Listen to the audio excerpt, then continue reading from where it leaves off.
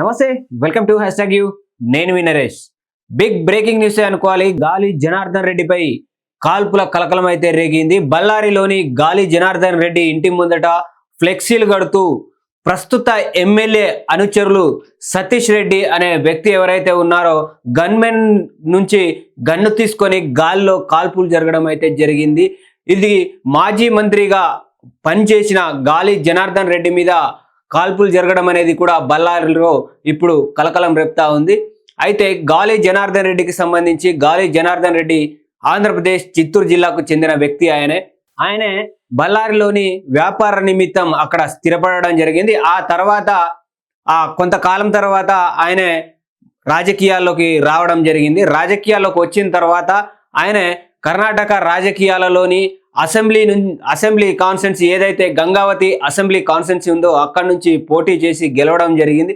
ఆయన స్వతహాగా కూడా ఒక పార్టీ పెట్టి ఆ పార్టీని కూడా ఆయన మన భారతీయ జనతా పార్టీలో విలీనం చేయడం జరిగింది. ఆ తర్వాత ఇప్పుడు మొన్న జరిగిన అసెంబ్లీ ఎన్నికలు ఏవైతే ఉన్నాయో దాంట్లో భాగంగా గాలి జనార్దన్ రెడ్డి అక్కడ గంగావతి కాన్స్టిట్యున్సీ నుంచి ఓడిపోవడం జరిగింది. అక్కడ నారా భరత్ రెడ్డి అనే వ్యక్తి అక్కడ గంగావతి కాన్స్టిట్యున్సీ నుంచి కాంగ్రెస్ నుంచి ఆయన గెలవడం జరిగింది. రేపు బళ్ళారిలోని వాల్మీకి విగ్రహ ఆవిష్కరణకు సందర్భంగా అక్కడ అంత ఫ్లెక్సీలు కట్టడం అయితే జరుగుతూ ఉంది. అంటే ఎవరైతే భరత్ రెడ్డి ఎవరైతే ఉన్నారో ఇప్పుడు ప్రస్తుత ఎమ్మెల్యే నారా భరత్ రెడ్డి అనుచరుడు సతీష్ రెడ్డి కూడా ఫ్లెక్సీలు కట్టుకుంటూ రావడం అయితే జరిగింది. దాంట్లో భాగంగా గాలి జనార్దన్ రెడ్డి గోడకు కూడా ఫ్లెక్సీలు కట్టమని అనుచరులకు చెప్పడంతో అక్కడ కొంచెం ఉద్రిక్తత నెలకొన్నట్టుగా మనకు తెలుస్తా ఉంది. ఎందుకంటే ఇప్పుడు గాలి జనార్దన్ రెడ్డి బీజేపీ పార్టీ నుంచి ఉన్నారు. ఇప్పుడు ఈ భరత్ రెడ్డి ప్రస్తుత ఎమ్మెల్యే కాంగ్రెస్ నుంచి ఉన్నారు. కాబట్టి వద్దు, ఈ ఫ్లెక్సీలు కట్టకూడదు, ఇక్కడ మేము వచ్చేంత వరకు ఆగండి అని చెప్పేసి కూడా గాలి జనార్దన్ రెడ్డికి సంబంధించిన మనుషులు చెప్పినా కూడా అక్కడ ఉన్న ఎవరైతే భరత్ రెడ్డి అనుచరుడు సతీష్ రెడ్డి ఎవరైతే ఉన్నారో ఆయనే అక్కడ కూర్చొని మరి ఎవరైతే గాలి జనార్దన్ రెడ్డి గారి ఇంటికి ఫ్లెక్సీలు కట్టమని చెప్పడం, అది కాస్త చిందర అయ్యి ఆ గొడవ చిన్నగా మొదలయ్యి అది కాస్త ఉద్రిక్తకు నెలకొంది. అంతలోనే గాలి జనార్దన్ రెడ్డి గారు ఏదైతే గంగావతి అసెంబ్లీ కాన్స్టిట్యున్సీ నుంచి ఇక్కడ బళ్ళారి రావడం అయితే జరిగింది. అక్కడ గాలి జనార్దన్ రెడ్డి గారిని చూసి ఇంకా రెచ్చిపోయిన సతీష్ రెడ్డి ఆ గొడవలకు దిగడం అయితే జరిగింది. గొడవలకు దిగిన తర్వాత ఎవరైతే పక్కన ఉన్న గన్మెన్ ఎవరైతే ఉన్నారో ఆ గన్మెన్ ది గన్ను తీసుకొని సతీష్ రెడ్డి గాల్లో కాల్పులు జరగడం జరిగింది. అక్కడ త్రుటిలో తప్పింది గాలి జనార్దన్ రెడ్డికి ప్రమాదం అనే చెప్పుకోవచ్చు. ఎందుకంటే అక్కడ గాల్లో కాల్పులు జరిగిన తర్వాత ఇరు వర్గాల గన్మెన్లు కూడా గాల్లో కాల్పులు జరపడం జరిగింది. అందులో భాగంగా ఒక రాజశేఖర్ రెడ్డి అనే ఒక వ్యక్తి అతను మరణించడం జరిగింది ఈ కాల్పుల్లో.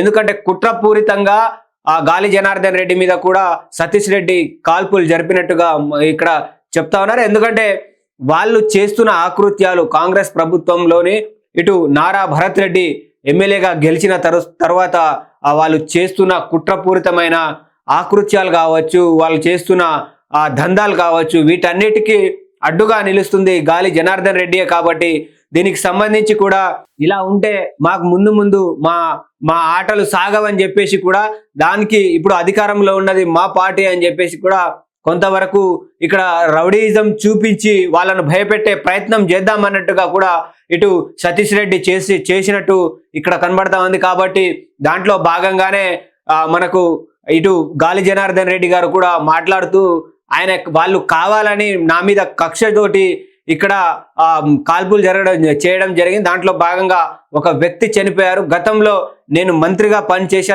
పనిచేసినా కూడా ఆయన ఇలాంటి ఆకృత్యాలకు నేను ఎప్పుడు పాల్పడలేదంటూ కూడా ఇటు గాలి జనార్దన్ రెడ్డి గారు మాట్లాడడం అయితే జరిగింది. దాంట్లో భాగంగా ఆ కాల్పులు జరిపిన 10 మంది ఎవరైతే ఉన్నారో 10 మంది మీద ఇప్పటికే వాళ్ళు కేసులు నమోదు చేశారు.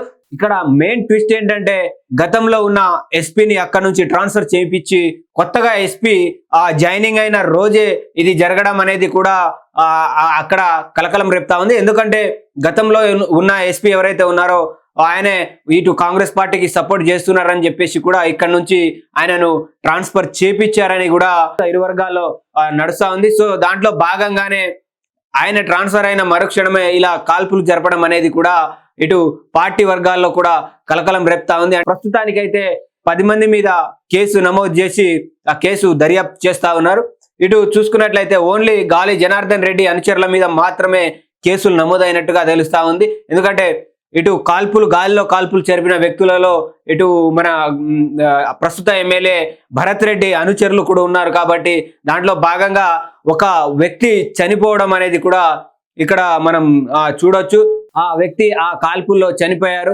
కాబట్టి ఇక్కడ ఈ మొత్తం మీద చూసుకున్నట్లయితే బళ్ళారిలో వాల్మీకి విగ్రహ ఆవిష్కరణ సందర్భంగా కూడా ఇరు వర్గాల మధ్య కూడా గొడవలు మొదలైనట్టుగా మనకు తెలుస్తా ఉంది. మొత్తం మీద ఈ గొడవ అంతా ఒక ఫ్లెక్సీల మీదనే కాదు, గతంలో ఉన్న ఏవైతే గత సందర్భాల్లో ఉన్న వాళ్ళు ఇప్పటికీ 2-3 సార్లు గెలవకుండా ఉన్నారు అని చెప్పేసి అవన్నీ మనసులో పెట్టుకొని గాలి జనార్దన్ రెడ్డి మీద కూడా ఈ విధమైన కక్షపూరితంగా కక్ష తీర్చుకోవడానికి చూస్తున్నారని చెప్పేసి కూడా ఇక్కడ గాలి జనార్దన్ రెడ్డి గారు చెప్తా ఉన్నారు.